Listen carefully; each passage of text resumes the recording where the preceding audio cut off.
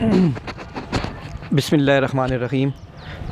मैं हूँ मीर आसिम, मेरे साथ मेरे दोस्त मास्टर नबील हैं, मारूफ़ सोशल मीडिया एक्टिविस्ट भी हैं, जर्नलिस्ट भी हैं और ज़रई तज्ज़िया निगार भी हैं। तो सबसे पहले हम बात करते हैं जी, जो कल हेयरिंग हुई थी सुप्रीम कोर्ट ऑफ पाकिस्तान में, जो कि सबसे पहले 9 रुकनी बेंच बना था, जो कि बात शुरू हुई थी CPO ग़ुलाम मोहम्मद डोगर की तबादले के हवाले से। उस पे बात शुरू होती गई और ये भी चाहे होती थी, ये भी मुबैना तौर पर कहा जाता रहा था कि इस बात को इलेक्शन की तरफ ही लेके जाना था। और बात फिर जब इलेक्शन कमिश्नर साहब से पूछा गया, चीफ़ इलेक्शन कमिश्नर साहब से, कि इनका तबादला क्यों किया और क्या मामलात और इलेक्शन क्यों नहीं करा रहे, यहाँ से बात होते होते फिर इलेक्शन पे सो मोटो निकल आया। इलेक्शन पे सो मोटो जब निकला तो तारीख़ दे दी गई कि मशावरत कार के सदर से आप तारीख़ का ऐलान करें, और 30 अप्रैल पंजाब में दी गई थी कि 30 अप्रैल को इलेक्शन होंगे। अच्छा, इलेक्शन का प्रोसेस हुआ, कागजात नामजदगी जमा हो गए, सारे मामलात क्लियर हो गए। लेकिन जब डिफेंस मिनिस्ट्री, खुफिया एजेंसी से, इंटीरियर मिनिस्ट्री से और वजारत ख़जाना से जब पूछा गया तो उन्होंने कहा ना हमारे पास कोई पैसे हैं और ना हमारे पास कुछ आपको देने के लिए सिक्योरिटी है, और जुडिशरी ने भी RO देने से इनकार कर दिया था। ये सारे मामलात की बिना पर उन्होंने पोस्टपोन कर दी 8 अक्टूबर को। अच्छा, 8 अक्टूबर को जब दोबारा फिर जब ये उनके सामने उन्होंने ये नोटिस लिया कि ये क्यों पोस्टपोन किया गया है, तो इसी दौरान हुकूमत ने एक बिल ले आई है। उस बिल के मुताबिक कि जो चीफ जस्टिस का ये इख्तियार ख़त्म कर दिया गया था कि वो फ़र्द वाहिद नहीं ले सकते सोमोटो, क्योंकि यहाँ पर किसी गली में गंदा पानी खड़ा था तो उस पे भी सोमोटो लिया गया था, जबकि ये काम अदलिया का तो नहीं है, ये काम इंतज़ामिया का है। जैसा कि जस्टिस साकिब निसार साहब रिटायर्ड जनाब वाला, जिन्होंने माशाल्लाह दरख्शंदा चीफ़ ऑफ सोमोटो ये भी थे, और माशाल्लाह से इफ्तिखार चौधरी साहब भी थे, दोनों थे। अच्छा, वो तो जनाब एग्जेक्टिव वाले सारे काम, एग्जेक्टिव के सारे काम उन्होंने संभाल रखे थे। ठीक है, कहा जाता था कि वो बहुत ज़्यादा ये करीम कहा जाता था कि जस्टिस के हवाले से बहुत ज़्यादा वो समझदार हैं, लेकिन ऐसी समझदारी का उन्होंने मुज़ाहरा किया है कि उन्होंने काया ही पलट दी, इस मुल्क की तरक्की की या इस मुल्क की जमहूरियत की काया ही उन्होंने ऐसी पलटी है कि अब तक जनाब हमारे जो है ना ये मामलात कुछ सही नहीं हो रहे। वो अपने एक दफ़ा शेख रशीद जैसे शख्स को, जिसे जनरल बाजवा ने कहा कि सबसे बड़ा झूठा है, उसको ले के उंगली पकड़ के तो माँ बच्चा हॉस्पिटल पिंडी लेके चला गया था वो साकिब निसार। अच्छा, वो जनाब वाला पीपल्स पार्टी के साकिब निसार मेमन, क्या नाम था उसका, सूबाई वज़ीर भी था। अच्छा, मेमन ही है, वो जेल में था, तो उधर जेल में पहुंच गया जी, ये शराब की बोतलें बरामद हो रही हैं फलाम, जबकि वो गंडापुर की जब शराब की बोतल बरामद हुई थी तो उन्होंने शायद की माखियों निकाल दिया था उन्होंने। ये देखिए जी, ये कारनामे उन जस्टिस के जजेस के हवाले से, हमारी अदलिया के हवाले से बहुत ज़्यादा तनकीद हो रही है। और हमारे चीज़ जैसे अता बंदियार रोना शुरू हो गए थे, काल जज्बात की रो में बह गए थे और रोना, और उसमें पता है क्या कड़ाके फिर निकाले हैं इरफान कादर ने। इरफान कादर साहब वो जज हैं, सॉरी वकील हैं, अभी एडवाइज़र टू प्राइम मिनिस्टर थे, इस्तीफ़ा दिया, इलेक्शन कमीशन के वो वकील मुकर्रर हुए हैं, वकालतनामा उन्होंने पेश किया। जो पिछली हेयरिंग थी तो उसमें कहा है कि उन्होंने कहा है ना, जस्टिस बंदियाल साहब थे, मौजूद चीफ जस्टिस साहब हमारे, उन्होंने इलेक्शन कमीशन के जो पहले वकील थे ना, अभी हैं गालबन, उन्होंने कहा कि आप दलाइल दें। तो जस्टिस इरफान कादर साहब जो एडवोकेट है वो खड़े हो गए, उन्होंने कहा कि अगर आपने खुद ही वकील नॉमिनेट करना है इलेक्शन कमीशन का तो फिर आप खुद ही सुने, तो आप खुद ही फैसले करें। मुझे जब उन्होंने किया है वकालतनामा मैंने दे दिया, तो आप मुझे क्यों नहीं सुन रहे उस दिन, लेकिन उनको नहीं सुना गया। परसों फिर आए ना, वो उनके मुतालिक ये भी कहा जाता है कि जस्टिस इफ्तिखार चौधरी जैसा जज कांपता था इरफान कादर साहब के सामने, क्योंकि उनके दलाइल ऐसे होते थे। और कल उन्होंने कहा जज साहब आप मत रोएं, आप जज्बात में मत आएँ, आप वकला पर मत डालें। उन्होंने क्या था, बंदयाल ने क्या कहा कि देखें जी 2 साल से हमारी किरदार खुशी हो रही है, जजेस हमारे बहुत ज़्यादा सफ़र कर रहे हैं। एक मुशर्रफ के दौर में जस्टिस इकबाल अमीदुर्रहमान होते थे, जो अमूदुर्रहमान कमीशन वाला जो काम जज है ना, जज उनके बेटे थे। बेटे उन्होंने कहा है कि मुझ पे जनाब वाला, उन्होंने कहा है कि कोई नौकरियां लेके तो ये पैसे लेके नौकरियां बांट रहे हैं। तो उन्होंने कहा अगर मुझ पर ये फर्द जुर्म ये आयद हो गई या जुडिशल कमीशन में मेरा चला गया केस, तो मैं अपने मरहूम वालिद को कैसे मुंह दिखाऊंगा। ठीक है जी। उन्होंने इस्तीफ़ा दे, अच्छा यहाँ पर उनके जज्बात नहीं आए जब इनके एक जज इस्लामाबाद हाई कोर्ट के चीफ जस्टिस थे, बिल्कुल जी, उस पर भी एक उन्होंने कहा है कि फैज़ हमीद वो ISI का सरबराह आया है मुझे, उन्होंने कहा है कि आपने मियाँ साहब के खिलाफ फैसला देना है। देखिए पहली बात उसकी पिटीशन ही नहीं निकाली गई, उन्होंने उसे रिमूव किया और उसका केस भी नहीं सुना इन लोगों ने। पहली बात तो ये है कि जब आप चीफ जस्टिस होते हैं तो आपके पर्सनल जज्बात नहीं होते हैं। नहीं होते जी। मैं इस पे एक वाक़या आप अलका से सुनाता हूँ। सुनाएं। आका दो जहाँ हज़रत मोहम्मद सल्लल्लाहु अलैहि वसल्लम एक बार एक मुकदमा सुन रहे थे। ठीक है। एक औरत पर जो है चोरी का इल्ज़ाम था, तो उस वक्त अल्लाह ताला कमी बेशी माफ़ फरमाए, अल्फाज आगे पीछे हो सकते हैं। तो उस वक्त आप सल्लल्लाहु अलैहि वसल्लम ने फरमाया था कि इस औरत की बजाय अगर मेरी बेटी फातिमा बिनते मोहम्मद भी होती तो उसको भी हाथ काटा जाता। उनका कोई जज्बात वहाँ नहीं आए थे। क्यों? उन्होंने इंसाफ करना था, जज्बात से नहीं काम लेना था। तो हमें रहनुमाई आका दो जहाँ सल्लल्लाहु अलैहि वसल्लम से लेनी है। ठीक है ना, जज्बात से नहीं लेनी है हम। अच्छा, वो फिर हुई ऐसी कि जो साबिक अटॉर्नी जनरल थे अता साहब, शहजाद अता इलाही साहब, वो चीफ जस्टिस से मिलने गए 3:30 बजे। उनका क्या काम था जी? उनका वो कुछ ज़ाती मरासम है जी, ज़ाती मरासम। अच्छा, इसमें उस वक्त भी कोई जज्बात नहीं आए जी, जब 12 बजे खान साहब को तलब अदालतों में किया गया। अच्छा। तो उस वक्त पूरी जो तरीके इंसाफ है उन्होंने एक ट्रेंड चलाया जी, ये अगर अदालत 12 बजे रात को खोले तो ये अदालत नहीं, गलत, यानी कि ये वो चीज़ ये वो होता है। ठीक है। तो इस तरह के इंतहाई गलत अल्फाज जो हम बयान नहीं कर सकते उन लफ्ज़ों को, तो वो उन पे कोई नहीं। तो उस वक्त भी कोई जज्बात नहीं। जस्टिस काजी फायज़ ईसा के खिलाफ जब रेफरेंस दायर हुआ तो ये सबसे आगे आगे थे, जस्टिस मुनीर साहब थे, और ये करें जी, करें इनको आगे करें। क्यों? और जस्टिस एजाज़ उल हसन साहब के मतलब कहा जाता है, कल मियाँ नवाज शरीफ और उनकी पार्टी ने ये भी कहा है कि इन जजेस के होते हुए हमें कोई फ़ैसला कबूल नहीं है।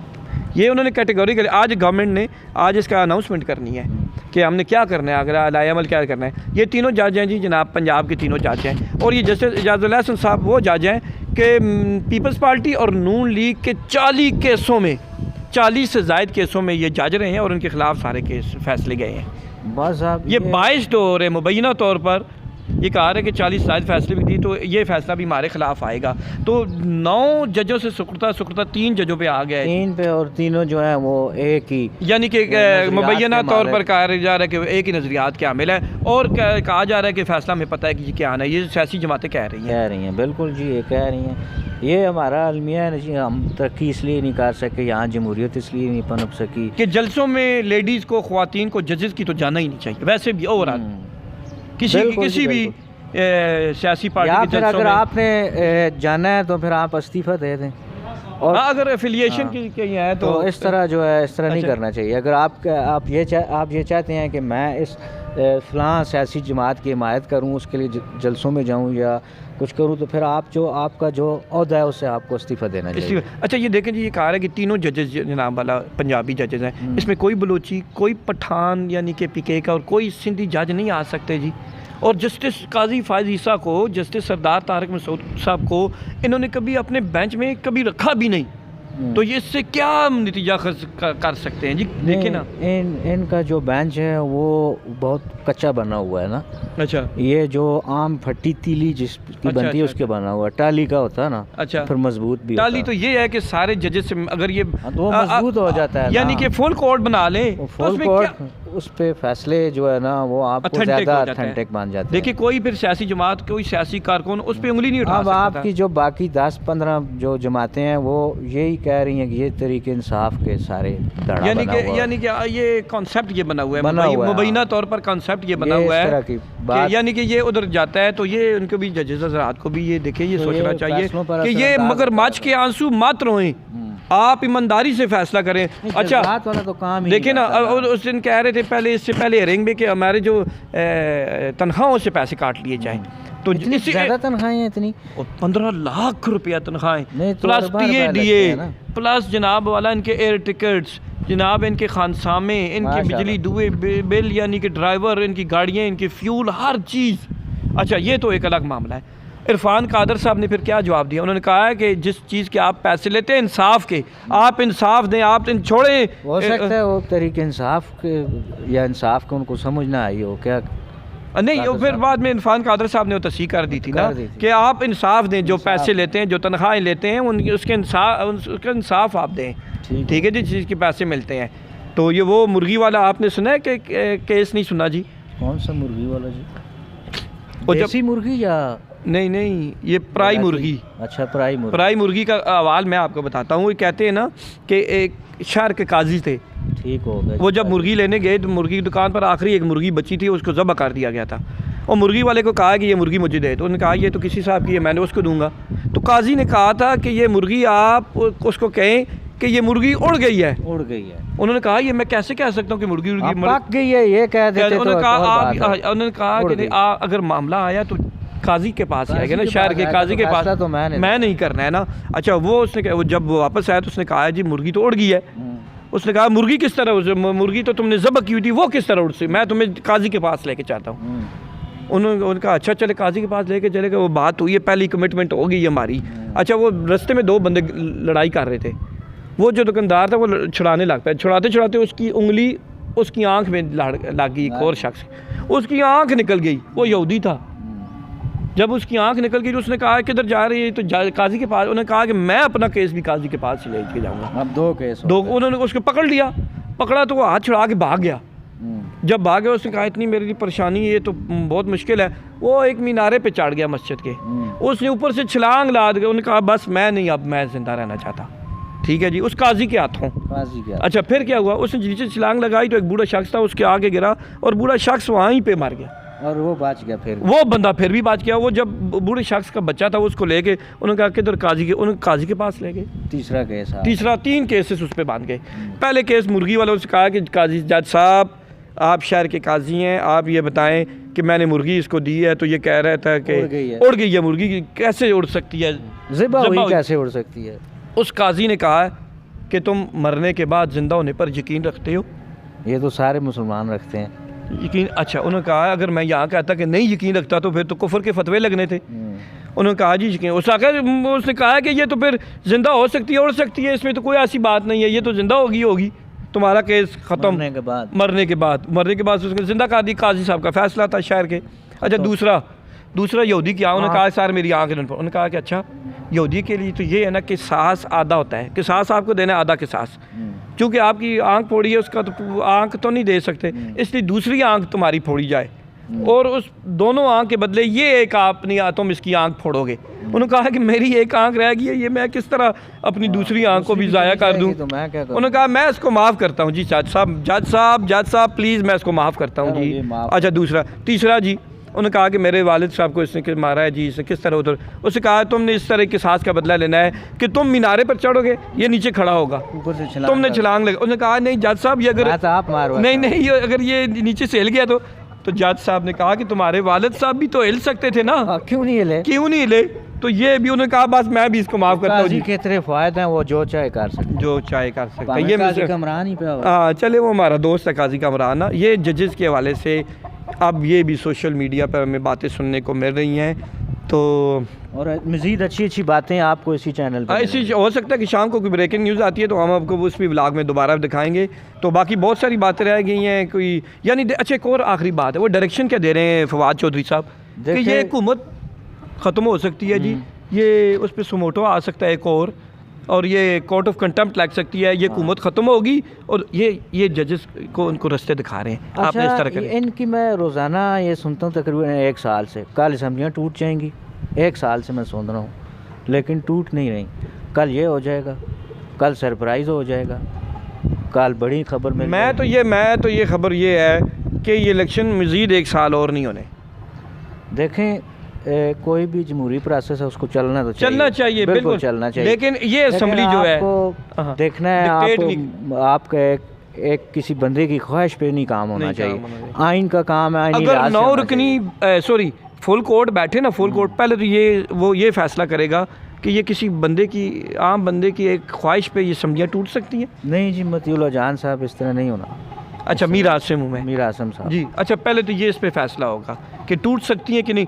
फिर उससे पहले क्या ये देखें ना, रीराइट जो उन्होंने आइन किया है 63 एज की, जो उन्होंने तशरीह करके सबसे बड़ा जो कहा जाता है मुबैना तौर पर इन्होंने जुल्म किया है। आइन के मुताबिक सबसे सुप्रीम इदारा पार्लियामेंट होती है, पार्लियामेंट उसको कोई डिक्टेट नहीं करता, लेकिन यहाँ तो फिर भी इन्होंने इन जजेस हजरात ने, जो साबका जजेस हजरात है, मुशर्रफ को, इस आमिर को, उन्होंने कहा कि खुद आइन भी लिख सकता है जी। अच्छा, सारा हमें अगर ये पता है कि आइन कहता है सबसे सुप्रीम जो है इदारा हमारा पार्लियामेंट है, उससे सुप्रीम कोई नहीं है, तो इनको नहीं पता होगा। पता है ना, लेकिन ये नजरिया ज़रूरत भी तो फिर आता लेकिन है ना। मुर्गी वाली भी बात है, मुर्गी वाली वो नजरिया ज़रूरत फिर उसी तरह निकलता है ना, मुर्गी को किस तरह उन्होंने फैसला करना है, किस तरह उड़ाना है, ज़बह करना है, क्या मामला है। ज़रूरत को भी ख़त्म होना चाहिए। इसने जो है ना आम इंसान की ज़रूरत ज़िंदगी ख़त्म कर दी है। और हमें जमहूरी तौर पर, सियासी तौर पर, माशरती तौर पर हर लिहाज से हमें तबाह कर दिया। नजरिया ज़रूरत है दुश्मन मुल्क, दुश्मन तो नहीं है, नहीं मतलब हमें जो पढ़ाया जाता है, हाँ, तो वो दुश्मन नहीं है, हिंदुस्तान की बात कर रहे हैं। वही ना, वो हमें जो इनहेरिट है कि ये दुश्मन मुल्क है आपका, चलो आप दुश्मन भी समझते हो, तो उनके साथ अगर आपने मुकाबला करना है तो फिर साइंस में करें, साइंस में, टेक्नोलॉजी में करें, बाहर से सरमायाकारी लाएं, अब ज़्यादा से ज़्यादा नौकरियां पैदा करें, लोगों को फैसिलिटेट करें ताकि वो रश करें हिंदुस्तान के अवाम। हमें सारी दुनिया बाहर कोई भी है हमें बड़ा ट्रोल करते हैं, ये भिखारी हैं, आटे के लिए खड़े हैं, ये तो फैसलों की वजह से नहीं, इनके फैसलों की वजह से क्यों है, वो इसी वजह से है कि इस नजरिए ज़रूरत की वजह से। नवाज शरीफ का जब केस हुआ, चलता हुआ मुल्क जो है उसको खराब बर्बाद इन्होंने इस पे पहुंचाने में सबसे बड़ा उस अदलिया का 90 की दहाई तक आम भारत से ऐसे थे, अब हम ऐसे हो गए हैं। इसके साथ ही इजाज़त चाहते हैं जी, आइंदा व्लॉग में फिर आपको बहुत जल्द हम डिटेल देंगे जी इंशाल्लाह जी। असद अली तूर और मतीउल्लाह, मीर आसिम और नबील आमिर साहब को इजाज़त दीजिए। अल्लाह हाफ़िज़, खुदा हाफ़िज़।